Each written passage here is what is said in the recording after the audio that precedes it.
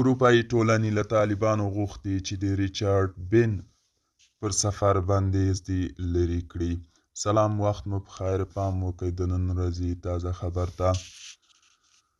اروپایي ټولنې د طالبانو لخوا د افغانستان لپاره د ملګرو ملتونو ځانګړي راپور ورکوونکي ریچارډ بین پر سفر بندیز ته اندېښنه ښودلې او د طالبانو یې غوښتي چې له خپلې دغې پرېکړې دې بیرته لاس په سر شي. د اروپایي ټولنې د بهرنیو چارو ویان پیټر سټانو له طالبانو غوښتي چې د ریچارډ بین سره د بندیز په ځای همکاري وکړي، تر څو نوموړي له افغانستان څخه مستند راپورونه د ملګرو ملتونو سازمان سره شریک کړي.